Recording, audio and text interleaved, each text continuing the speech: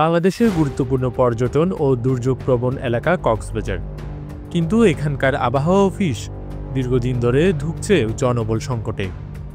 এতে যে কোনো প্রাকৃতিক দুর্যোগ মোকাবেলায় ব্যাগ পেতে হচ্ছে প্রতিষ্ঠানটির। 2017 সাল থেকে কোনো নতুন নিয়োগ না হওয়ায় 35টি পদের বিপরীতে বর্তমানে মাত্র 11 জন কর্মী দিয়ে অফিসটি পরিচালিত হচ্ছে, যার মধ্যে একজন আবার আউটসোর্সিংয়ের মাধ্যমে নিয়োগপ্রাপ্ত, যার ফলে গত 8 বছর ধরে জনবহুল সংকটে অনেকটা খুঁড়িয়ে খুঁড়িয়ে চলছে প্রতিষ্ঠানটির কার্যক্রম।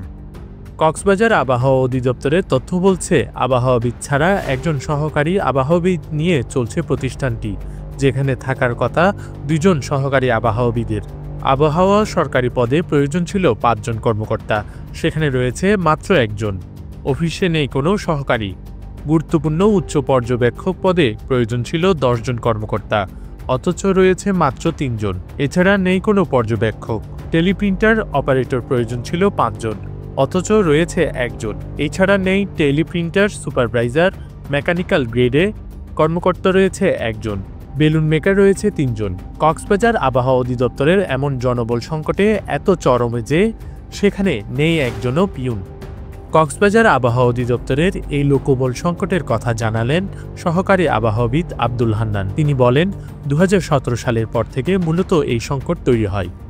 জনবল সংকটের মাঝে আবহাওয়ার সঠিক তথ্য কক্সবাজারের বিভিন্ন দপ্তর ও মানুষের কাছে পৌঁছে দিতে কাজ করে যাচ্ছে আবহাওয়া অধিদপ্তর। তবে এই সংকটের মাঝে কাজ করতে গিয়ে প্রতিনিয়ত হিমশিম খেতে হয় তাদের। এই অফিসে আসলে 35 জনের থাকার কথা, সেখানে আমরা আছি মাত্র 10 জন, এবং একজন আউটসোর্সিং আমাদের যিনি এমএলএসএস আছেন। এই সব মিলে 11 জন আমাদের এই অফিসের কর্মরত। অফিসে 2017 সালের পরে কোনো নিয়োগ হয় নাই। আমাদের এই অফিস 24 ঘন্টা খোলা। তো আগে যেখানে একটা শিফটে, একটা রোস্টারে যেখানে 4 জন 5 জন করে ছিল, সেখানে আমরা এখন 1 জন, কোনো সময় 2 জন করে আমাদের এই শিফট চালাতে হচ্ছে। পর্যবেক্ষণাগারের যে কাজ, সেটা আমরা প্রতিনিয়ত আমাদের এই কম জনবল নিয়ে আমরা করে যাচ্ছি।